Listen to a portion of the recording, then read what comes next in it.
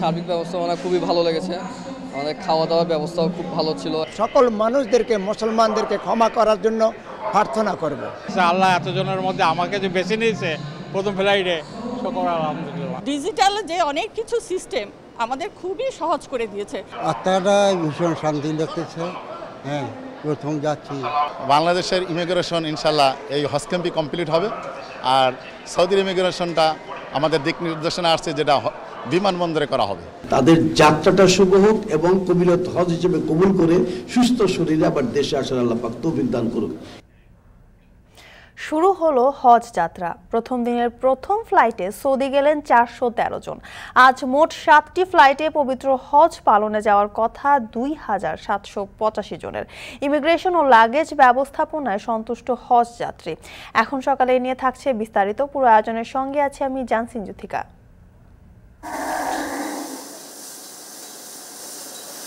আমাদের বিজনেস নিয়ে আমরা খুবই ব্যস্ত থাকি, তার জন্য আপনার এই অ্যাগ্রোতে আসা। সেফ জায়গায় কিনে এখানে রাখবো এবং আমরা যথাসময় কুরবানির একদিন দুদিন আগে নিয়ে কুরবানি করবো, এই উদ্দেশ্যে মূলত এখানে আসা। হাটের গরুটা কিন্তু লাইভ ওয়েট দিয়ে মাপা যায় না, আর এখানে লাইভ ওয়েট দিয়ে মাপা যায়। আমি ক্যালকুলেশন করতে পারি কিরকম হয় দামটা। প্রথমে এই দুইটা পড়ছে 1,60,000 করে, আর এইটা পড়ছে 1,55,000। 200 থেকে 400 কেজি লাইভ ওয়েটের যে গরুগুলো আছে এগুলো আপনারা 500 টাকা লাইভ ওয়েটে আমরা বিক্রি করছি। ঈদুল আজহার এখনো বাকি প্রায় 1.5 মাস। আগেভাগেই শুরু হয়েছে পশু কেনা বেচা। হাটের ঝক্কি ঝামেলা এড়াতে খামার থেকে পশু কেনার আগ্রহ বাড়ছে। এ নিয়ে এখন থাকছে বিস্তারিত। শুরুতে প্রথম দিনের হজ যাত্রার খবর। শুরু হলো হজ যাত্রা। প্রথম দিনের প্রথম ফ্লাইটে সৌদি গেলেন 413 জন হজ যাত্রী। বুধবার রাত থেকেই যাত্রীদের আনাগোনায় মুখরিত ছিল আশকোনা হাজি ক্যাম্প। এবার রুট টু মক্কা সার্ভিসের আওতায় হজ যাত্রীদের সৌদি ইমিগ্রেশন ও লাগেজ ব্যবস্থাপনা হচ্ছে হজ ক্যাম্পেই। সব মিলিয়ে সন্তুষ্ট হজ যাত্রী। এদিকে হজরত শাহজালাল আন্তর্জাতিক বিমানবন্দরে বিমানের হজ ফ্লাইট উদ্বোধন করেন মন্ত্রী। এবছর বাংলাদেশ থেকে 85,257 জন হজ পালনের উদ্দেশ্যে সৌদি যাওয়ার কথা রয়েছে। চাঁদ দেখার সাপেক্ষে 16 জুন চলবে হজের দিন। তাই 10 জুন পর্যন্ত হজ যাত্রী পরিবহন করবে বিমান। 20 জুন থেকে ফিরতি ফ্লাইটে দেশে ফিরবেন হাজিরা। আল্লাহর মেহমানদেরকে সেবা প্রদানের ক্ষেত্রে আমাদের সর্বোচ্চ আন্তরিকতা অবশ্যই থাকতে হবে। প্রত্যেকের প্রতি আমাদের দায়িত্ব আছে। যার যার আঙ্কিকে সে আমরা সেই দায়িত্ব সুন্দর সুষ্ঠুভাবে পালন করব। তাদের যাত্রাটা শুভ হোক এবং কবিরত হজ হিসেবে কবুল করে সুস্থ শরীরে আবার দেশে আসার আল্লাহ পাক তৌফিক দান করুক। কিছুক্ষণ আগেই শাহজালাল আন্তর্জাতিক বিমানবন্দরে বিমানের হজ ফ্লাইট উদ্বোধন করেছেন ধর্মমন্ত্রী। এই মুহূর্তে সেখানে আছেন সহকর্মী রকিবুল রাহাত। বিস্তারিত জানতে চলে যাচ্ছি তার কাছে। রাহাত, বিমানের হজ ফ্লাইটে কতজন হজ যাত্রী সৌদি যাচ্ছেন? সার্বিক ব্যবস্থাপনায় তারা সন্তুষ্ট কিনা জানাবেন। জ্যোতিকা, আমরা যতটুকু জানতে পেরেছি যে বিমানের যে ফ্লাইটটি অর্থাৎ 7:20-এ যে ফ্লাইটটি ছেড়ে যাবে বিমান বাংলাদেশ এয়ারলাইন্সের, সেখানে 400 জনের বেশি হজযাত্রী হজে যাচ্ছেন। এবং এর আগে কিন্তু আমরা দেখেছি যে 4:05 সৌদি এয়ারলাইন্সের একটি ফ্লাইটে 118 জনের মতো হজে গেছেন। অর্থাৎ এবছর যে চলতি যে হজের ফ্লাইটটি কিন্তু শুরু হয়ে গেল। অর্থাৎ 4:05-এ যে ফ্লাইটটি ছেড়ে গেছে সেটির মাধ্যমে, এবং 7:20-এ আরেকটি ফ্লাইট ছেড়ে যাবে। এবং এছাড়াও আজকে আরও 5টি ফ্লাইট রয়েছে এবং এই 5টি ফ্লাইটের মাধ্যমে কিন্তু 2000-এর বেশি হজযাত্রী হজে যাচ্ছেন। আমরা কিছুক্ষণ আগে অর্থাৎ সারা রাতই ছিলাম আশকোনা হজ ক্যাম্পে, এবং আশকোনা হজ ক্যাম্পে এবার আমরা দেখছি যে রোড টু মক্কা সার্ভিসের আওতায় এবার সৌদি আরবের ইমিগ্রেশন এবং লাগেজ ব্যবস্থাপনাটি কিন্তু সেখানেই হচ্ছে। আশকোনা হজ ক্যাম্পে হচ্ছে বিমান বাংলাদেশ, সৌদি এয়ারলাইন্স এবং ফ্লাইনাস এয়ারলাইন্স, অর্থাৎ এই 3টি এয়ারলাইন্সে করে এবার হজযাত্রী পরিবহন করা হবে। এবং সেই হজযাত্রী যারা যাবেন তারা আশকোনাতেই তাদেরকে 6 ঘন্টা আগে এসে উপস্থিত হতে বলা হয়েছে। এবং সেখানেই কিন্তু আমরা দেখেছি যে তাদের ইমিগ্রেশন এবং লাগেজের যে ব্যবস্থাপনাটি সেটি সেখানেই হয়েছে। আর কিছুক্ষণ আগে ধর্মমন্ত্রী ব্রিফিং করেছেন এই বিমান বাংলাদেশ এয়ারলাইন্সের প্রথম ফ্লাইটটি উপলক্ষে, এবং সেখানে তিনি বলেছেন যে বিমানে ওঠা থেকে শুরু করে সৌদি আরব গিয়ে সেখানে হজ পালন এবং তারপর যে ফিরতি ফ্লাইট যেগুলো রয়েছে সব কিছুতেই কিন্তু এই সংশ্লিষ্ট যারা রয়েছে তাদেরকে হাজিদের প্রতি আন্তরিক হবার আহ্বান জানিয়েছেন ধর্মমন্ত্রী, এবং একই সঙ্গে তিনি জানিয়েছেন যে যেহেতু বাংলাদেশ থেকে যারা হজে যান তাদের অনেকেই অনেক কিছু বুঝতে পারেন না, সেক্ষেত্রে যারা কর্মকর্তা রয়েছে সেসব কর্মকর্তাদের আন্তরিকতার সহিত এই বিষয়গুলো বিবেচনা করতে বলা হয়েছে। এবং মন্ত্রী কিন্তু বলেছেন যে অন্যান্য বারের তুলনায় এবারের হজ যাত্রাটি আরও সুষ্ঠু এবং আরও সফল হবে বলে তিনি আশা করছেন। এছাড়া আমরা গতকাল রাত থেকেই দেখছিলাম, বিশেষ করে রাত 11টার পর থেকেই আশকোনা হজ ক্যাম্পে একে একে আজকে যে 7টি ফ্লাইট ছেড়ে যাবে সেই 7টি ফ্লাইটের যাত্রীরা আসছেন, তারা এসে তাদের আত্মীয় স্বজনের কাছ থেকে বিদায় নিচ্ছেন এবং তাদের যে পাসপোর্ট ইমিগ্রেশনের যে বিষয়গুলো রয়েছে সেগুলোও কিন্তু ঠিকঠাকভাবে সম্পূর্ণ করছেন। এবং আমি একটু আপনাকে জানিয়ে রাখি যে এবার 228টি হজ ফ্লাইটের মাধ্যমে কিন্তু প্রায় 83,000 যাত্রী পরিবহন করার কথা রয়েছে, এবং যার অর্ধেক করবে বিমান বাংলাদেশ। এবং সেই সংশ্লিষ্ট যারা রয়েছেন তারাও বলছেন যে যত রকম ব্যবস্থাপনা রয়েছে সেসব ব্যবস্থাপনার এবং তাদের যে প্রস্তুতিগুলো রয়েছে সেসব প্রস্তুতি তারা শেষ করেছে, এখন নির্বিঘ্ন হজ যাত্রার অপেক্ষা। এই ছিল শাহজালাল আন্তর্জাতিক বিমানবন্দর থেকে আমার কাছে সবশেষ। জ্যোতিকা। শাহজালাল আন্তর্জাতিক বিমানবন্দর থেকে হজ যাত্রীদের খবর জানাচ্ছিলেন সহকর্মী রকিবুল রাহাত। কোরবানির জন্য প্রস্তুত 1,30,00,000 গবাদি পশু। 1.5 মাস বাকি থাকতেই বিভিন্ন খামারে শুরু হয়েছে কোরবানির পশু বেচাকেনা। হাটের ঝামেলা এড়াতে খামার থেকে পশু কিনতে আগ্রহ বাড়ছে মানুষের। তবে পশু খাদ্য, ওষুধ সহ প্রয়োজনীয় পণ্যের দাম বেড়েছে কয়েক গুণ, যার প্রভাব পড়তে পারে কোরবানির বাজারে। ফখরুল ইসলামের ছবিতে হাসিব বিল্লার প্রতিবেদন। পবিত্র ঈদুল আজহার বাকি প্রায় 1.5 মাস, তবে এখনই শুরু হয়েছে কোরবানির পশু কেনা বেচা। ক্রেতা সমাগমে বড় খামারে এখন থেকেই হাটের চিত্র। কেরানীগঞ্জের শরীফ অ্যাগ্রোভেটে কোরবানির জন্য প্রস্তুত 3,000 গরু। এ খামার থেকে ইতোমধ্যে বিক্রি হয়েছে 5 শতাধিক ষাঁড়। প্রতিদিনই পশু কিনতে আসছেন রাজধানী ও আশেপাশের ক্রেতা। পরিবারের সদস্যদের নিয়ে দল বেঁধে আসা ক্রেতারা সময় নিয়ে পশু যাচাই বাছাই করার পর্যাপ্ত সময় পান, তাই হাটের ভিড় এড়াতে খামারি তাদের স্বাচ্ছন্দ্য। হাটের গরুটা কিন্তু লাইভ ওয়েট দিয়ে মাপা যায় না, আর এখানে লাইভ ওয়েট দিয়ে মাপা যায়, আমি ক্যালকুলেশন করতে পারি কীরকম হয় দামটা। আমাদের বিজনেস নিয়ে আমরা খুবই ব্যস্ত থাকি, তার জন্য আপনার এই অ্যাগ্রোতে আসা। এই হাটে যে আপনার মনে করেন এই কাদা ধুলোবালি, প্রথমে এই দুইটা পড়ছে 1,60,000 করে, আর এইটা পড়ছে 1,55,000। এই তিনটা করে আমরা সর্বশেষ ফাইনাল করছি। সেফ জায়গায় কিনে এখানে রাখবো এবং আমরা যথাসময় কুরবানির 1 দিন 2 দিন আগে নিয়ে কুরবানি করবো, এই উদ্দেশ্যে মূলত এখানে আসা। কেনা গরু ঈদ পর্যন্ত খামারেই পালন করা হয়। এ সময় তার খরচসহ দাম নির্ধারণ হয়। কোনো দিন 20টা, কোনো দিন 35টা, এইভাবে আমাদের প্রতিদিন সোল্ড হচ্ছে। তো আমরা এবারও আশা করতেছি গতবারের ন্যায় এবারও আমরা মিনিমাম 15 থেকে 20 দিন আগে 100% সোল্ড করে দিতে পারবো। আজকে যদি সে বুকিং করে যে দামটা তার সাথে আমার ফিক্সড হবে, একদম ডেলিভারিটা শুধু তার নিজের, বাকি সব খরচ আমাদের কোম্পানি বহন করবে। বিভিন্ন খামারে ওজন মাপার ব্যবস্থা থাকে, তাই গবাদি পশুর ওজন অনুযায়ী দরদামের সুযোগ থাকে ক্রেতার। 200 থেকে 400 কেজি লাইভ ওয়েটের যে গরুগুলো আছে এগুলো আপনারা 500 টাকা লাইভ ওয়েটে আমরা বিক্রি করছি, এবং 400 থেকে 500 কেজি লাইভ ওয়েটের যে গরুগুলো আছে এগুলো আমরা 550 টাকা, এবং 500 থেকে 600 কেজি লাইভ ওয়েটের যে গরুগুলো আছে এগুলো আমরা 600 টাকা লাইভ ওয়েটে বিক্রি করতেছি। গরু কেনার পরে ফ্যামিলি যদি কোনো মেম্বার দেখতে চায়, ওরা সাধারণত দেখতেই চায়, তো আমরা নিয়ে আসি। তো ওই মজাটাই করে আর কি বাচ্চারা স্পেশালি, তো ওই সেলিব্রেশন করার জন্যই আগে থেকে গরু কেনা। ঈদুল আজহা উপলক্ষে দেশে কোরবানিযোগ্য গবাদি পশুর সংখ্যা প্রায় 1,30,00,000, গত বছর থেকে যা প্রায় 5 লাখ বেশি। তীব্র গরমের কারণে সব গবাদি পশু খাদ্য গ্রহণ কমিয়ে দিয়েছে, যার প্রভাব পড়ছে ওজনে। 1 মাসের ব্যবধানে এসব গবাদি পশুর ওজন কমেছে প্রায় 30 থেকে 50 কেজি পর্যন্ত। এদিকে এদের লালন পালনে খরচ বাড়ছে খামারিদের। পশু ঠান্ডা রাখতে দিনরাত বৈদ্যুতিক পাখা চালুর পাশাপাশি দৈনিক কয়েকবার গোসলে বাড়ে বিদ্যুৎ বিল। এ সময় বেড়েছে ভ্যাকসিন ও ওষুধের খরচও। তবে 2 বছরের ব্যবধানে গোখাদ্যের দাম বেড়েছে প্রায় দ্বিগুণ।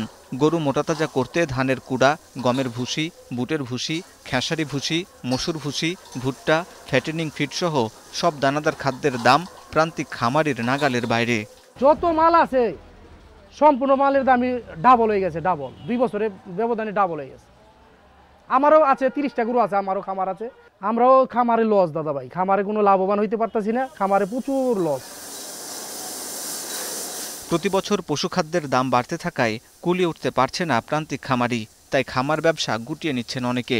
ভুসি ছিল 20 টাকা কেজি, যেটা গম ছাটি বলতো 20 টাকা কেজি, সেটা হয়েছে এখন 60 টাকা কেজি। তা আমি কেমনে চলি? আমার গরু ছিল 30টা, আমার এখন গরু আছে 3টা। আগে গরুর সংখ্যা ছিল প্রায় 60-65টার মতো, সেগুলো কমে আস্তে আস্তে এখন 25-30টার মতো আছে। খাদ্য মূল্যটা নিয়ন্ত্রণ করতে পারলেই আপনার দুধের দাম প্লাস মাংসের দাম এমনিতেই কমে যাবে। মৎস্য প্রাণী সম্পদ অধিদপ্তর বলছে মাংস উৎপাদনে বাংলাদেশ স্বয়ংসম্পূর্ণ। অন্যদিকে বাজারের চিত্র বলছে 2 বছরের ব্যবধানে কেজি প্রতি গরুর মাংসের দাম বেড়েছে প্রায় 200 টাকা। তবে গবাদি পশুর উৎপাদন খরচ বাড়ছে প্রতি বছর, যার প্রভাব পড়তে পারে আসন্ন কোরবানির বাজারে। হাসিব বিল্লাহ, এখন, ঢাকা। বাইরের সঙ্গে যোগাযোগের পরিধি বাড়লেও সড়কের যানজটে বিঘ্নিত হচ্ছে কুড়িগ্রাম চিলমারী আঞ্চলিক মহাসড়কের উলিপুর বাজার এলাকার ব্যবসা বাণিজ্য। জনজীবন সহ চিলমারী ও রৌমারী নৌরুটে পারাপারকারী যানবাহন চলাচলও ব্যাহত হচ্ছে। এলাকাবাসী বলছেন, চিলমারী হরিপুর সেতু চালু হলে এ জট আরও বাড়বে। এ অবস্থায় বাইপাস সড়ক নির্মাণ প্রকল্পের সময়সীমা 20 মাস বাকি থাকলেও জমি অধিগ্রহণ কার্যক্রমে শুরু হয়নি। মমিনুল ইসলাম মঞ্জুর তথ্য ছবিতে প্রতিবেদন। দেশের উত্তরের শেষ সীমানায় পকেট জেলা হিসেবে পরিচিত কুড়িগ্রাম। বের হওয়ার জন্য পশ্চিম দিক খোলা। রংপুর বিভাগীয় শহর ছুঁয়ে যেতে হয় দেশের অন্যান্য অঞ্চলে। তবে আগের তুলনায় এখন বদলেছে অনেক কিছু। উত্তর ও পূর্ব দিকে ভারত ও ভুটানে যাওয়ার পথ খুলে গেছে। এছাড়া চিলমারী রৌমারী রুটে ফেরি চালু হওয়ায় দক্ষিণ দিক দিয়ে ঢাকা যাওয়ার পথ কমেছে 110 কিলোমিটার। কিছুদিনের মধ্যে চালু হচ্ছে তিস্তা নদীর ওপর নির্মিত চিলমারী হরিপুর সেতু। এই পথে গাইবান্ধা হয়ে ঢাকা যাওয়ার পথ কমে যাবে 120 কিলোমিটার। 30 কিলোমিটার দীর্ঘ কুড়িগ্রাম চিলমারী আঞ্চলিক মহাসড়কের মাঝামাঝি উলিপুর পৌরসভা। এই শহরের ভেতর দিয়েই চলে গেছে মহাসড়ক, কিন্তু পৌর এলাকার মধ্যে সড়কটি অপ্রশস্ত হওয়ায় যানজট লেগেই থাকে। এতে দুর্ভোগে পড়ছেন এখানকার অধিবাসী ব্যবসায়ী এবং সোনাহাট ও বুড়িমারি স্থলবন্দর থেকে পাথর বহনকারী যানবাহন চালকরা। চিলমারী হরিপুর সেতু চালু হলে এই জট আরও বাড়বে বলছেন স্থানীয়রা। উলিপুর বাজারে যানজটের জন্য আমরা দেখা যাচ্ছে ফেরি ফেল করি, যানজটের জন্য সময় লস হয়ে যায়। মাল লোড করা আনলোড করা আমাদের খুবই সমস্যার সম্মুখীন হতে হয়। অটো রিক্সা গাড়ি এত বাচ্চা কাচ্চাদের স্কুলে নিয়ে যাব, এটা তো খুব সমস্যা আমরা করতেছি। চিলমারী নৌবন্দর হয়ে মালামাল আনা নেয়া ব্যাহত হওয়ায় ক্ষতিগ্রস্ত হচ্ছেন আমদানি রপ্তানিকারক ও ব্যবসায়ীরা। উলিপুর বাজার, সেই বাজারে আমাদের মালামালের অনেক সময় যানজটের কারণে অনেক সময় প্রচুর সময় লাগে, এই কারণে আমরা অনেক ক্ষতিগ্রস্ত হই। উলিপুরের যে রাস্তাটি রয়েছে চিলমারীগামী, সেই রাস্তাটি অত্যন্ত সরু এবং সংকীর্ণ। এই রাস্তাটির কারণে আমাদের ব্যবসা বাণিজ্য এবং যাত্রীদের ব্যাহত হচ্ছে সময়গুলো। এদিকে জায়গা না থাকায় উলিপুর এলাকার অপ্রশস্ত সড়কটি সম্প্রসারণ সম্ভব নয় বলে জানালেন পৌর মেয়র। যে রাস্তাটি দিয়ে 2 লেন করা যাবে বা এই রাস্তাটি দিয়ে যানবাহন চলাচল করলে যানজট কমে যাবে, এখানে সম্প্রসারণ করারও কোনো উপায় নেই। এর জন্য যত তাড়াতাড়ি সম্ভব আমাদের বাইপাস সড়কটি যত তাড়াতাড়ি হবে তত তাড়াতাড়ি আমরা যানজট থেকে আমরা মুক্তি পাব। এই পরিস্থিতিতে উলিপুরের হেলিপ্যাড ভগীরতল থেকে গুনাইগাছ পর্যন্ত সোয়া 68 কোটি টাকা ব্যয়ে 3.2 কিলোমিটার বাইপাস সড়ক নির্মাণের দরপত্র গ্রহণের প্রক্রিয়া চলছে বলে জানালেন সড়ক ও জনপথ বিভাগের নির্বাহী প্রকৌশলী। যত তাড়াতাড়ি আমরা জমি অধিগ্রহণটা পাবো, আমরা এই প্রকল্পটা তাড়াতাড়ি শেষ করতে পারবো এবং এই প্রকল্প শেষ করার জন্য আমাদের 2025 সালের ডিসেম্বর পর্যন্ত সময় আছে। আশা করছি আমরা তার আগে শেষ করতে পারবো। বাইপাস সড়ক নির্মাণের জন্য 18.52 একর জমি অধিগ্রহণের প্রস্তাবনা পাওয়া গেছে বলে জানালেন জেলা প্রশাসক। এই গুরুত্বপূর্ণ বাইপাসটি যাতে অতি দ্রুততার সাথে এবং যথাসময়ে প্রকল্প মেয়াদের মধ্যেই নির্মিত হয়, তার জন্য আমরা তৎপর আছি। বিগত 2023 সালের 18 জুলাই একনেকে অনুমোদিত প্রকল্পটির কাজ 2025 সালের 31 ডিসেম্বর শেষ করার তারিখ ঠিক করা হয়েছে। এখন কুড়িগ্রাম। একসময় হবিগঞ্জের সীমান্তবর্তী গ্রামগুলোর অনেকেই মাদক ও চোরাচালানের সাথে জড়িত ছিলেন। তবে আইন শৃঙ্খলার বাহিনীর তৎপরতায় অনেকে অপরাধের পথ ছেড়ে ফিরে এসেছেন স্বাভাবিক জীবনে, ঝুঁকছেন কৃষি ও ব্যবসা বাণিজ্যে। অনেকে পাড়ি জমিয়েছেন বিদেশে, আর্থিক সচ্ছলতার পাশাপাশি অবদান রাখছেন দেশের অর্থনীতিতে। বিস্তারিত হবিগঞ্জ থেকে সহকর্মী কাজল সরকারের প্রতিবেদনে। হবিগঞ্জের মাধবপুর উপজেলার চৌমুহনী ইউনিয়নের সীমান্তবর্তী রাজনগর গ্রামের আব্দুল মজিদ একসময় জড়িত ছিলেন মাদক ও চোরাচালানের সাথে। বিভিন্ন সময় গ্রেপ্তার হয়েছেন আইন শৃঙ্খলা বাহিনীর হাতে, তবে সময়ের সঙ্গে বদলে অন্ধকার ফেলে ফিরেছেন আলোর পথে। এখন শুরু করেছেন সবজি চাষ ও পাইকারি ব্যবসা। প্রতি মাসে আয় করছেন 50,000 টাকার বেশি। আর্থিক সচ্ছলতার পাশাপাশি বেড়েছে তার সামাজিক আত্মসম্মান বোধ। ওই আগের ব্যবসা আর কই লোকের ব্যবসা, এখন তো মনে করেন যে কোনো জায়গাতে আপনি বুক উঁচু করে কথা বলতে পারবেন, সবাই সামনে দাঁড়ায় কথা বলতে পারবেন। এখন তো আর আপনার কেউ কথা করার মতো সাহসী কোনো লোক থাকতো না। শুধু মজিদ নয়, ভারত বাংলাদেশ সীমান্তবর্তী অঞ্চল হওয়ায় এমন বিপথে ছিলেন এই গ্রামের অনেকেই। তবে এখন বেশিরভাগই ছেড়েছেন সেই পথ। তাদের কেউ ব্যস্ত কৃষিকাজ কিংবা ব্যবসা বাণিজ্য নিয়ে, কেউ আবার পাড়ি জমিয়েছেন বিদেশেও। এতে একদিকে ফিরেছে তাদের আর্থিক সচ্ছলতা, তেমনি অবদান রাখছেন দেশের অর্থনীতিতেও। আগের মতো এই যে ব্যবসা করে হয়েছে কোনো আগের মতো এটা নাই। যার যার প্রস্থানে আছে, যেমন কেউ বিদেশ গেছে, কেউ গৃহস্থী করতেছে, কেউ ব্যবসা করতেছে, এই অবস্থা আছে। বাপে যারা ডিল দিয়ে মাঝে ডিল দিয়ে এইগুলো আগে ফুলাবানো করতেছে, আর আমরা ফুলাবান তো সব বাড়ির সাইডে হয়েছে। বড় সাইডে ফুলাবান একটা দেশে নাই, ভিতর থেকে এসে এইগুলো করে। মাদক ও চোরাচালান নিয়ন্ত্রণে আইন শৃঙ্খলা বাহিনীর সাথে কাজ করছেন স্থানীয় জনপ্রতিনিধি ও সুশীল সমাজের লোকজন। তাদের উদ্যোগে গঠন করা হয়েছে মাদক নির্মূল কমিটি। অপরাধ নিয়ন্ত্রণে নেওয়া হচ্ছে নানা উদ্যোগ। চোরাচালান তো এখন একবারে বলতে গেলে জিরো বলা যায়, অর্থাৎ সর্বোচ্চ 10 হইতে পারে, 10% চোরাচালানটা হইতে পারে, সর্বোচ্চ আরও কম হইতে পারে। 7 বছর আগে মাদক খুব বেশি আছেন, স্মাগলিং আছেন, এখন মোটামুটি একদম কম, একদম সীমিত। যারাই করে চোরা এইভাবে করে লোকাইলা। বিজেপি, পুলিশ, এলাকার গণ্যমান্য ব্যক্তিবর্গ নিয়ে যৌথভাবে আমরা অনেক মিটিং করেছি, মানুষকে বোঝাতে সক্ষম হয়েছি। আসলে আগের চেয়ে বর্তমানে মাদক অনেকটাই কম। কিছু কিছু পরিবার আছে এখন এটা সম্পৃক্ত, তা আমরা প্রশাসনের মাধ্যমে প্রায়ই এদেরকে প্রতিবাদ জানাই। প্রশাসন এদের বাড়িতে হানা দেয়। 2020 সালে জুলাইয়ে বিজিবির কাছে আত্মসমর্পণ করে 75 জন মাদক ব্যবসায়ী ও চোরা কারবারি। নতুন করে আবারও এমন উদ্যোগ নিলে এসব অপরাধ আরও কমে আসবে বলে মনে করে প্রশাসন ও বিশেষজ্ঞরা। সন্ত্রাসীদেরকে তাদেরকে কাজের বিনিময়ে তাদেরকে সন্ত্রাসী কার্যক্রম থেকে ফিরিয়ে এনে কর্মসংস্থান ব্যবস্থা করা হয়েছে ইতিমধ্যে। তো এই সংক্রান্তে এই পর্যন্ত কোনো নীতিমালা হয়নি। আমরা আশা করি সরকার এই দিকে নজর দিবেন এবং তাদের কর্মসংস্থানের ব্যবস্থা করে তাদেরকে বিপদ থেকে সুবোধগামী করবে। মাদকের সাথে যেই জড়িত থাকুক না কেন, সে যেই যত বড় তার ব্যাকগ্রাউন্ডে থাকুক না কেন, তাকে যারাই পৃষ্ঠপোষকতা করুক না কেন, তাদের কিন্তু ছাড় নেই। তো আমি যারা মাদক ব্যবসায়ী প্লাস যারা মাদক সেবী, তাদেরকে বিনীত অনুরোধ জানাবো তারা যেন সঠিক পথে চলে আসে, অর্থাৎ স্বাভাবিক জীবনযাপনে চলে আসে।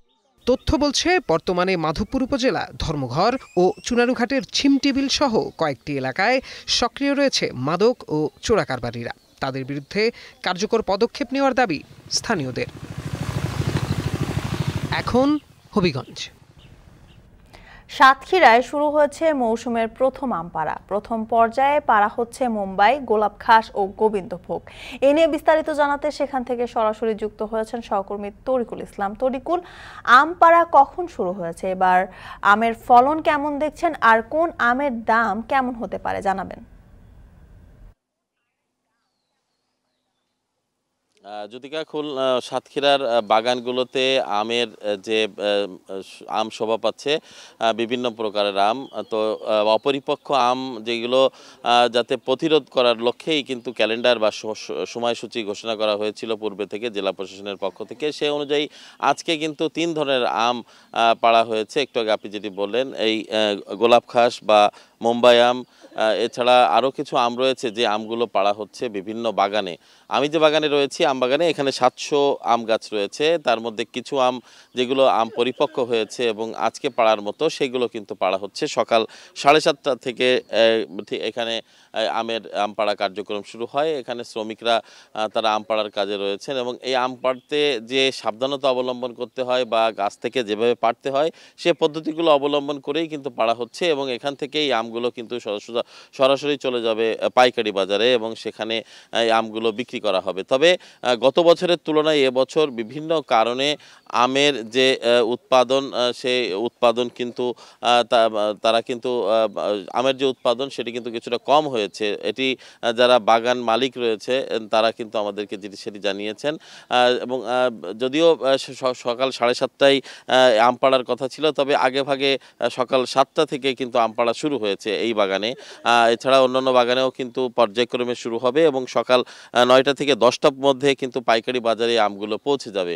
তো আমরা যে কথা বলছিলাম যে এখানে বাগানের যারা মালিক রয়েছে আম বাগানের, তারা আমাদেরকে যেটি জানিয়েছেন যে এই আমগুলো কিন্তু এবছর খরা যে প্রচণ্ড তাপদাহ, সেই তাপদাহের কারণে কিন্তু আমের যে সাইজ আকার সেটি কিন্তু ছোট যেমন হয়েছে, তেমনি অনেক আম গাছের মুকুল এটি কিন্তু পড়ে গেছে। যারা যত্ন নিয়েছেন বা যারা প্রয়োজনীয় সময় পরিচর্যা করেছেন যে বাগানের মালিকরা আম বাগানের, তারা কিন্তু সেই গাছগুলোতে কিন্তু প্রচুর আম এখনো পর্যন্ত রয়েছে বা এখনো ঝড় বা অতিরিক্ত বাতাস না হলে কিন্তু এই আমগুলোই থেকে যাবে এবং বাজারে এগুলো বাজারজাত হবে। তবে আজকের যে বাজার মূল্য সেটি যারা বাগান মালিক তারা ধারণা করছেন 50 টাকা কেজি দরে হয়তো এটি বিক্রি হতে পারে। তবে সাতক্ষীরার যে আম এটি কিন্তু প্রতি বছরের মতো এবছরও গত 2 দশক ধরে বেশি সময় ধরে এটি কিন্তু আগেভাগেই বাজারে আসে এবং বাংলাদেশের অন্যান্য অঞ্চলে যে আম চাষ হয়ে থাকে বা আমগুলো কিন্তু দেরিতে আসে। এছাড়া এই গত 2015 সাল থেকে ইউরোপ এবং আমেরিকার বাজারে কিন্তু সাতক্ষীরার বাজার থেকে এই আমগুলো যাচ্ছে। তো আমরা একটু ছোট্ট পরিসংখ্যান আপনাদেরকে জানিয়ে রাখি, সেটি হচ্ছে এবছরও 50,000 মেট্রিক টন উৎপাদনের লক্ষ্যমাত্রা ধরা হয়েছে। কিছুটা কম হতে পারে বা ঠিক যে লক্ষ্যমাত্রা সেই লক্ষ্যমাত্রা অনুযায়ী হয়তো পৌঁছতে পারে বলে কৃষি বিভাগ সূত্রে আমরা জানতে পেরেছি। এছাড়া গত বছর 50,000 মেট্রিক টন যে উৎপাদনের যে লক্ষ্যমাত্রা ছিল তার থেকে অতিরিক্ত উৎপাদন হয়েছিল এবং বাজার দর কিন্তু কম ছিল। তো এই ছিল আমার কাছে সাতক্ষীরার আম বাগান থেকে আজকে যে সকাল থেকে আম পাড়া শুরু হয়েছে সকাল 7টা থেকে, সেই আম পাড়ার সর্বশেষ খবর। মৌসুমের প্রথম আম পাড়ার খবর জানাচ্ছিলেন সাতক্ষীরা থেকে সহকর্মী তরিকুল ইসলাম। সপ্তাহ ব্যবধানে কুমিল্লার বাজারে বেড়েছে শাকসবজির দাম। এ নিয়ে আরও জানাতে কুমিল্লা নগরীর রাজগঞ্জ বাজার থেকে যুক্ত হচ্ছেন সহকর্মী মাসুদ আলম। মাসুদ, সবজির দাম বৃদ্ধির কারণ কি? এ নিয়ে ব্যবসায়ীরা কি বলছেন?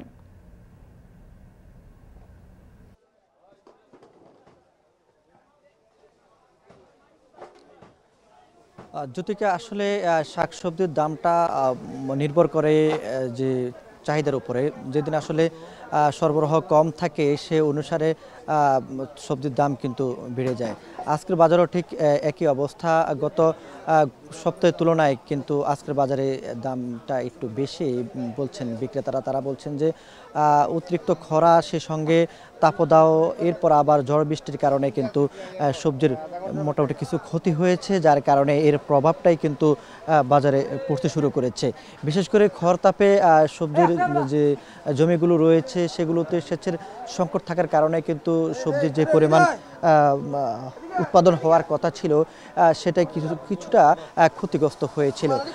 আজকের বাজারে আমি রয়েছে কুমিল্লা নগরের রাজগঞ্জ বাজারে। এখানে কিন্তু সবজির সরবরাহ কিন্তু স্বাভাবিকের তুলনায় কিন্তু একটু কম, যার কারণ হিসাবে তারা বলছেন যে যার কারণে কিন্তু সবজির দাম বেড়ে বাড়তি দরে বিক্রি হচ্ছে।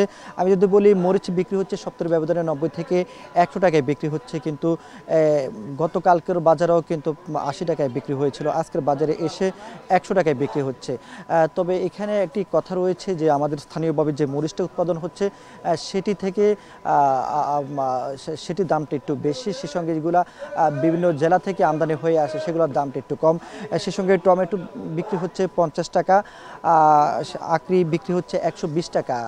এটি দাম ছিল কিন্তু গত সপ্তাহে 60 থেকে 70 টাকা, কিন্তু সেটি এখন বেড়ে 120 টাকা বিক্রি হচ্ছে। আজকে বাজারে শসা বিক্রি হচ্ছে 40 টাকায়। এই শসার তুলনায় কিন্তু আমাদের স্থানীয়ভাবে যে শসা উৎপাদন হচ্ছে সেটার দাম কিন্তু আরও বেশি, সেটা 60 থেকে 70 টাকায় বিক্রি হচ্ছে। সে সঙ্গে লাউর বাজারও কিন্তু আজকে চড়া রয়েছে। লাউ বিক্রি হচ্ছে 50 থেকে 60 টাকা দরে। সেই সঙ্গে ঢেঁড়সের কথা যদি আমরা বলি, ঢেঁড়স বিক্রি হচ্ছে 60 টাকায়, সেটির দামও কিন্তু বেড়েছে। গত 2-3 দিনের আগের বাজারেও কিন্তু সেটির দাম আসলে আরও কম ছিল। তো আমি যদি বলি এখানে অন্যান্য দিনের তুলনায় আজকের বাজারে যেমন কাঁকরোলের দামও কিন্তু বেড়েছে। অন্যান্য গত সপ্তাহের তুলনায় যদি আমরা বলি গড়ে কিন্তু 5 থেকে 20 থেকে 25 টাকা পর্যন্ত আসলে সবজির দাম বেড়েছে বলে বিক্রেতারা দাবি করছেন। তবে ক্রেতারা এখন পর্যন্ত আসলে বাজারে আসতে শুরু করেনি। ঘন্টা কিছুক্ষণ পরে কিন্তু ক্রেতার সমাগম বাড়বে। তো জ্যোতিকা এই ছিল কুমিল্লা থেকে।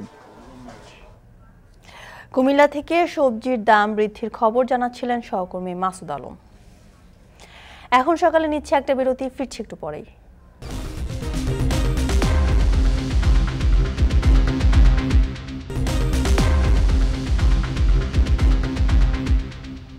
বিরতির পর ফিরে এলাম, আপনারা দেখছেন এখন সকাল।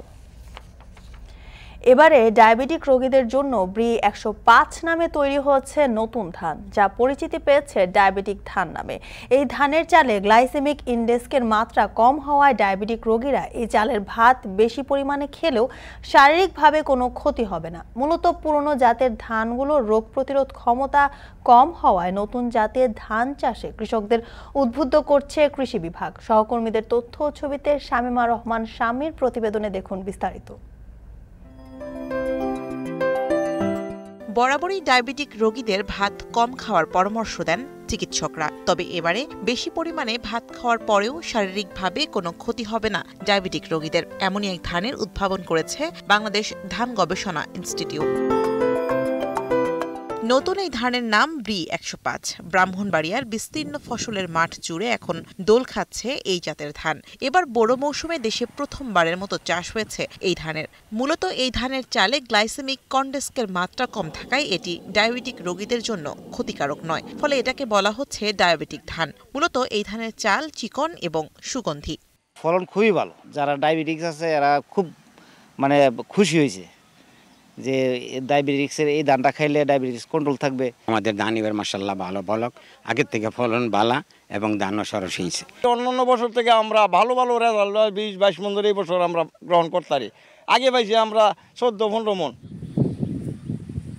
পরীক্ষামূলক হিসেবে ব্রাহ্মণবাড়িয়া জেলার নবীনগর, কসবা ও নাসিরনগরের 80 হেক্টর জমিতে ধান গবেষণা ইনস্টিটিউট উদ্ভাবিত নতুন ব্রি 101, 102, 104 ও 105 এবং ব্রি হাইব্রিড 8 জাতের ধান চাষ করেছেন কৃষকরা। এর মধ্যে সবথেকে বেশি চাষ হয়েছে 105 জাতের ধান। 105টি মূলত ডায়াবেটিক ধান বলা হয় কারণ এটির যে শর্করার মাত্রা, গ্লাইসেমিক ইন্ডেক্সের মাত্রা সেটি 55 নিচে। অর্থাৎ ডায়াবেটিক পেশেন্টরা যদি এই চালের ভাত খায় তাদের শারীরিকভাবে কোনো ধরনের ক্ষতি হবে না। তাছাড়া ব্রি ধান 104 এটিও খুব জনপ্রিয় হচ্ছে মাঠ পর্যায়ে। কৃষক এটি বুড়ো মৌসুমে সুগন্ধি এবং চিকন চাল হিসাবে এটি খুব জনপ্রিয়তা পেয়েছে এবং উৎপাদনশীলতা অনেক বেশি। ফেনীর সোনাগাজীর চর চান্দিনার এক কৃষকের জমিতেও চাষ হয়েছে এই ধানের, যেখানে ফলনও হয়েছে ভালো। ধান গবেষণা ইনস্টিটিউটের কর্মকর্তারা বলছেন জিআই সম্পন্ন হওয়ার কারণে এটিকে ডায়াবেটিক চাল বলা হচ্ছে, যাতে কার্বোহাইড্রেটের পরিমাণও কম। ব্রি ধান 105 এটা নতুন একটি জাত, এই জাতের ফলন অনেক ভালো, 6.7 টন। আমাদের কৃষকের জন্য 105-20 এটা সবচেয়ে ভালো ফসল, খুব উৎপাদন হয়েছে, ভালো হয়েছে। অ্যান্টি ডায়াবেটিক রাইস মানে এর গ্লাইসেমিক ইন্ডেক্স জিআই ভ্যালু বলি আমরা, এটা 55। এই চালের ভাত খেলে সুগার বাড়বে না, ফলে এই চালের ভাত তারা সহজে খেতে পারবে। ব্রি ধান 105 এবং দানাটাও ছোট চিকন। নওগাঁর নিয়ামতপুরের 190 বিঘা জমিতে চাষ হয়েছে উচ্চ ফলনশীল জাতের বঙ্গবন্ধু ধান 100, ব্রি 102, 104 এবং 105। 40 জন কৃষক যে ধান চাষ করেছেন। প্রতিটা জাতি বৈশিষ্ট্যে এটি অনন্য। 105 যে জাতি সেটা হলো আমরা ডায়াবেটিক রাইস হিসাবে এটা আমরা রিলিজ করেছি। কিছুটা চিকন ও লম্বা জাতের এই ধানের বীজ বপন থেকে ফলন তোলা পর্যন্ত সময় লাগবে 148 দিন। নতুন জাতের ধান হেক্টর প্রতি পুরনো জাতের তুলনায় অন্তত 400 কেজি বেশি ফলন হবে। শামীমা রহমান শাম্মী, এখন। পুষ্টিগুণ ও অর্থকরী ফসল হিসেবে মেহেরপুরে দিন দিন বাড়ছে ভুট্টা চাষ। এবছর প্রায় 17,500 হেক্টর জমিতে ভুট্টার আবাদ হয়েছে। কৃষকরা বলছেন সব খরচ বাদ দিয়ে বিঘা প্রতি লাভ মিলছে দ্বিগুণেরও বেশি। ভুট্টার গাছ জ্বালানি হিসেবে বিক্রি করেও লাভবান হচ্ছেন অনেকে। বিস্তারিত মুজাহিদ আল মুন্নার প্রতিবেদনে। মেহেরপুরের বিস্তীর্ণ মাঠ জুড়ে এখন ভুট্টা চাষের সমারোহ। একসময় এসব মাঠে ধান, গম, তামাক চাষ হলেও ফলন ও ভালো দাম পাওয়ায় ভুট্টা চাষে ঝুঁকেছেন চাষিরা। কৃষকরা জানান, বিঘা প্রতি ভুট্টা চাষে খরচ 15 থেকে 20,000 টাকা। ফলন মিলছে 45 থেকে 50 মন। আর মন প্রতি কাঁচা ভুট্টা বিক্রি হচ্ছে 950 থেকে 1,000 টাকা পর্যন্ত। সে হিসেবে প্রতি বিঘায় খরচ বাদ দিয়ে লাভ মিলছে 25 থেকে 30,000 টাকা। 1 বিঘে জমিতে 50 মন হয়। 50 মন ভালোই চাষিদের লাভ হয়। বিক্রি করেছি তো 950 টাকা করে, তো এই বছরে মোটামুটি ভালোই দাম পেয়েছি। ভুট্টা চাষটা ফলনশীল দেখা যায়, এই কারণে আমরা করি। দেখা যায় অল্প খরচে মানে অর্ধেক লাভ হয়। সারের দামটা বেশি বলে তো চাষের সীমিত দামটা কম হইলে লাভ যথেষ্ট। ভুট্টাতে গমের ছাড়া আমাদের লাভ কিন্তু ভালো। জেলা কৃষি সম্প্রসারণ অধিদপ্তরের তথ্য মতে এবছর ভুট্টা চাষের লক্ষ্যমাত্রা ধরা হয়েছিল 18,000 হেক্টর জমিতে। সেখানে চাষ হয়েছে 17,450 হেক্টরে। প্রতি হেক্টরে ফলন লক্ষ্যমাত্রা 12.1 টন করে। সেই হিসেবে এই মৌসুমে 2,11,145 টন ভুট্টা উৎপাদনের লক্ষ্যমাত্রা জেলায়, যার বাজার মূল্য 580 কোটি 64 লাখ টাকার বেশি। এ পর্যন্ত বেশিরভাগ জমির ভুট্টায় কর্তন করা হয়ে গেছে। এক্ষেত্রে গড় ফলন 45 থেকে 55 মন পর্যন্ত হয়েছে বিঘা প্রতি। এখনো মাঠে কিছু ভুট্টা আছে, এগুলার ফলন আশা করছি ভালো হবে ইনশাল্লাহ। উৎপাদন আরও বাড়াতে চাষিদের উদ্বুদ্ধকরণ সহ ক্ষতিকারক কীটপতঙ্গ দমনে সার্বক্ষণিক পরামর্শ দেওয়া হচ্ছে বলে জানান কৃষি কর্মকর্তা। বর্তমানে যদিও আমাদের তাপপ্রবাহ যাচ্ছে, কিন্তু ভুট্টার যে মৌসুমটা ছিল সেই সময় কিন্তু আমাদের ওইভাবে তাপপ্রবাহ বা ওই ধরনের কোনো সমস্যা ছিল না। তাহলে ভুট্টার আমাদের হারভেস্ট হয়ে গেছে, ম্যাক্সিমাম 1-2% মাঠে থাকতে পারে। আমাদের আশা করি চাষিরা কাঙ্ক্ষিত মাত্রায় ফলন পাবে এবং ভুট্টা চাষ করে লাভবান হবে। গত বছর জেলায় 18,000 হেক্টর জমিতে 2,70,000 টন ভুট্টা উৎপাদন হয়, যার বাজার মূল্য ছিল 675 কোটি টাকা। এখন মেহেরপুর। এখন সকালে নিচ্ছি আরেকটা বিরতি, ফিরছি একটু পরেই।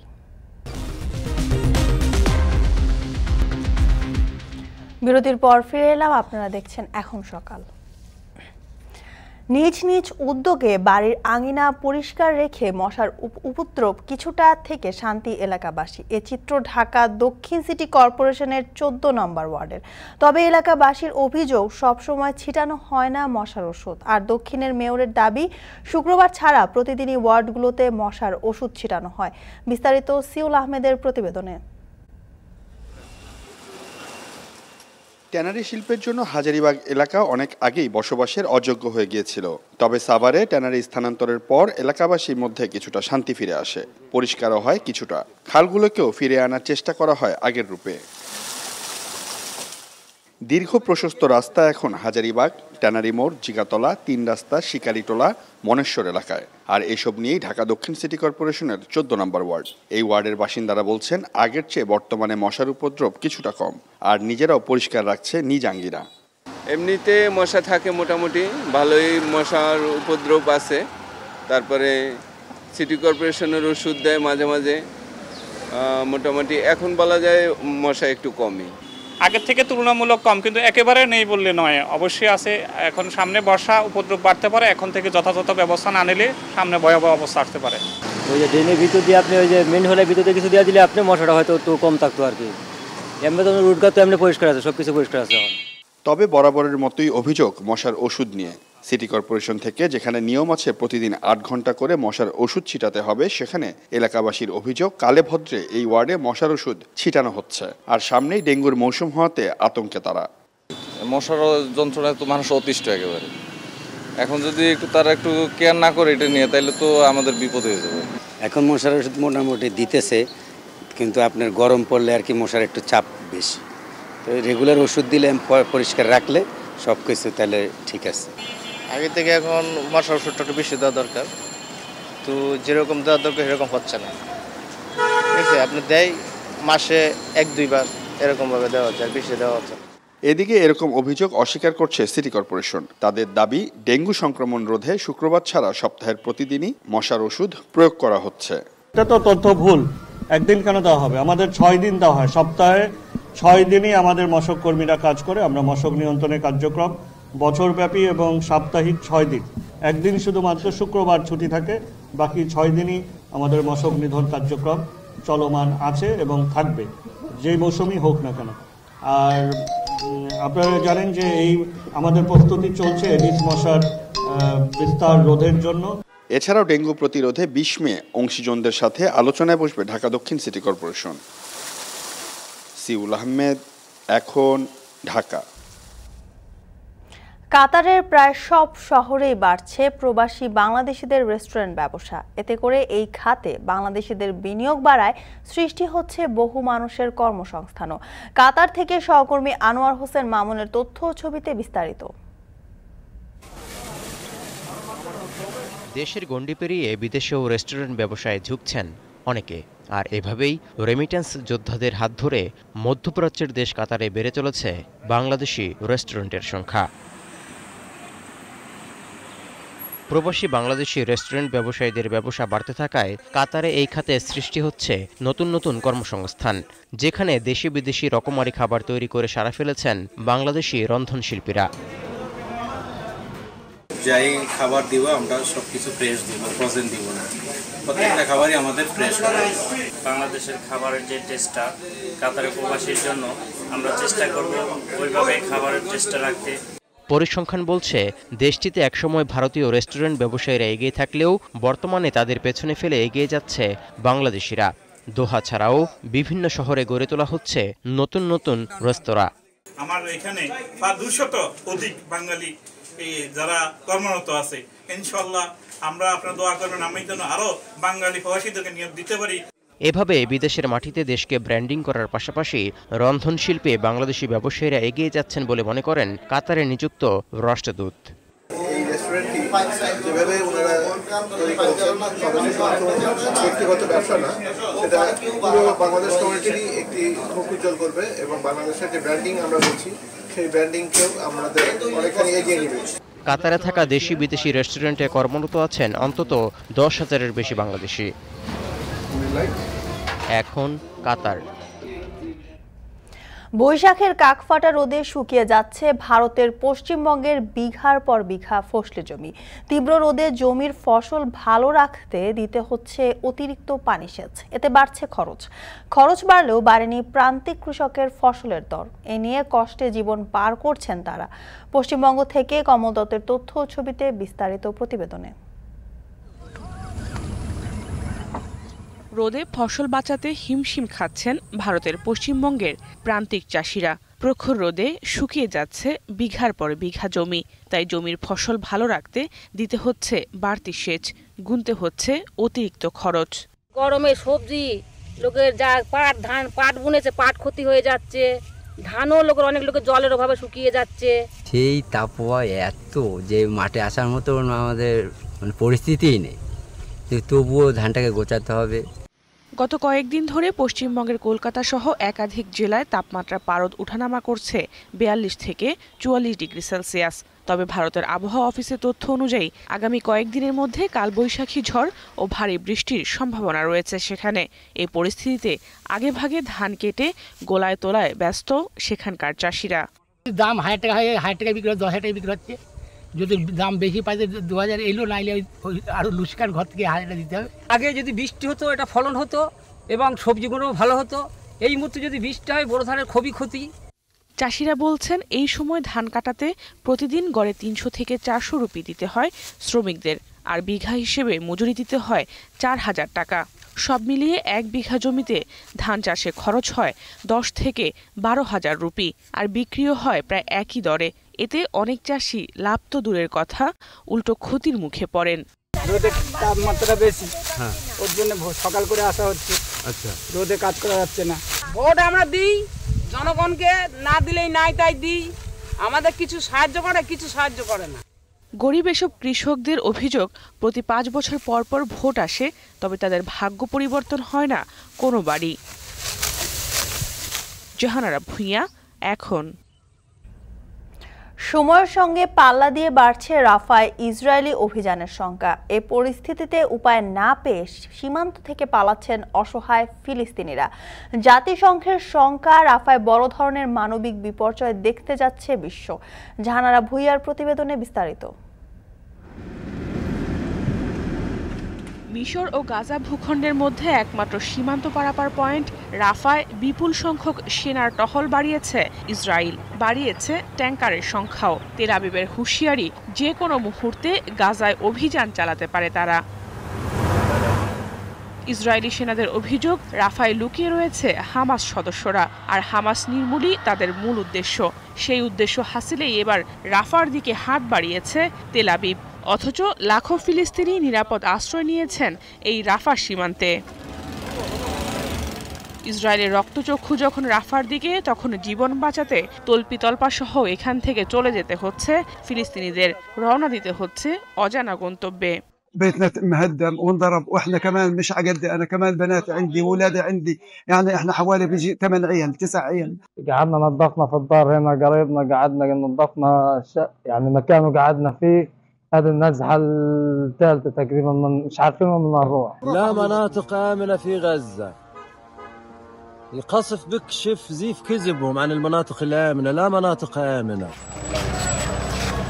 তেল আবিব বলছে রাফায় স্বল্প পরিসরে অভিযান চালাবে ইসরায়েলি সেনারা, অথচ তাদের কর্মকাণ্ড দেখে এর মধ্যে জাতিসংঘ শঙ্কা জানিয়েছে রাফায় এবার বড় ধরনের মানবিক বিপর্যয় দেখতে যাচ্ছে বিশ্ব। এরই মধ্যে সীমান্তে খাদ্যসহ জরুরি সহায়তা বন্ধ করে দিয়েছে যুক্তরাষ্ট্র।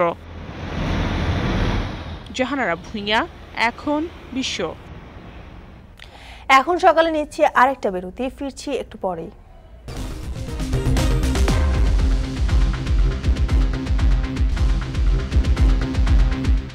বিরতির পর ফিরে এলাম, আপনারা দেখছেন এখন সকাল। ঢাকা প্রিমিয়ার লিগের বর্তমান চ্যাম্পিয়ন আবাহনীর এই মৌসুমে দল গড়তে ব্যয় হয়েছে প্রায় 10 কোটি টাকা। অন্য ক্লাবগুলোর বকেয়া পারিশ্রমিক নিয়ে অভিযোগ থাকলেও আবাহনীর কোনো ক্রিকেটারের নেই আর্থিক পাওনার অভিযোগ। এমন অবস্থায় আবাহনীর head coach Khaled Mahmud Sujon club ক্রিকেটে উন্নত সুযোগ সুবিধা যোগ করে বদলে দিতে চান দেশের ক্রিকেট সংস্কৃতি। বিস্তারিত জানাবেন হুমায়ুন কবির রোজ। ফিনান্সিয়াল ব্যাপারটা, হ্যাঁ, আমি ওদেরকে মেকশোর করি যে টাকা তোরা যেটা কন্ট্রাক্ট হবে সেটাই পাবি। আমি এটা অনেক বছর আগের কথা, সাধারণ আমি মল্লিক ভাইকে যেহেতু সেক্রেটারি ক্লাবে আছি, মল্লিক আপনি যদি আমাকে 1 কোটি টাকা টিম করে দেন, I am happy with it. But আমি চাই যে প্রত্যেকটা ছেলে যাতে প্রত্যেকটা ছেলের পেমেন্টটা পায়, এটাতে একটাও বাকি না থাকে। তো এটা মেকশোর সেই 8 বছর আমরা করছি এবং প্লেয়াররা থেকে আমরা অন টাইম টাকা পেমেন্ট করে দিই, যার ফলে দে আর হ্যাপি। এবং অনেকটাই গর্ব নিয়েই বললেন আবাহনীর হেড কোচ খালেদ মাহমুদ সুজন। খেলোয়াড়দের আর্থিক পাওনা যথাসময়ে দিয়েছে আকাশী নীলরা। যদিও দেশের ঘরোয়া ক্রিকেটে এই সংস্কৃতি এখনও গড়ে ওঠেনি, বরং ঢাকা প্রিমিয়ার লিগ শেষে বেশিরভাগ ক্লাবগুলোর দিকে অভিযোগের তীর থাকে বকেয়া পরিশোধ না করার। এবারও তার ব্যতিক্রম হয়নি। বেশিরভাগ ক্লাবের কাছে মোটা অঙ্কের অর্থ এখনও বকেয়া ক্রিকেটারদের। তবে নতুন এক দৃষ্টান্ত দেখিয়েছে আবাহনী ক্লাব লিমিটেড। অবশ্য এজন্য কোচ সুজনেরও অনেক অবদান আছে, কারণ এর আগে যখন তিনি প্রাইম ব্যাংকের দায়িত্বে ছিলেন তখনও বকেয়া পাওনা নিয়ে কোনো অভিযোগ তোলেননি ক্রিকেটাররা, বরং ডিপিএলে উন্নত মানের team bus, travel jersey, bag থেকে শুরু করে আরও অনেক সুযোগ সুবিধার নতুনত্ব যোগ করেছিলেন।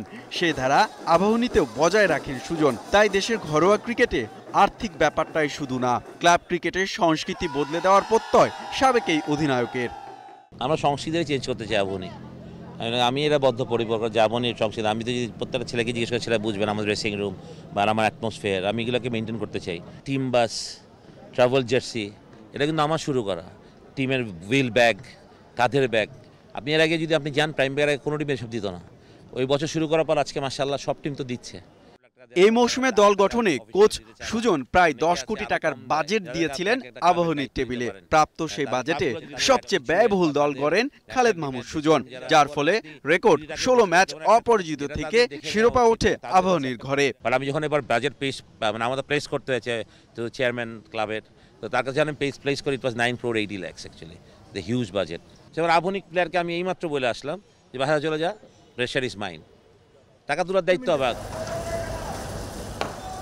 ঢাকা প্রিমিয়ার লিগের 12 দলের মধ্যে একমাত্র আবাহনী ছাড়া বাকি 11টি ক্লাবের খেলোয়াড়দেরই রয়েছে বকেয়া পারিশ্রমিকের অভিযোগ। হুমায়ুন কবির রোজ, এখন, ঢাকা। শেষ করছি এখন সকাল। এখন টেলিভিশন ওয়েবসাইটে দেখতে ভিজিট করুন www.এখন.tv। এছাড়া এখন টেলিভিশন ফেসবুকে দেখতে ভিজিট করুন facebook.com/tv.এখন এবং ইউটিউবে এখন টেলিভিশন দেখতে ভিজিট করুন youtube.com/c/echontv।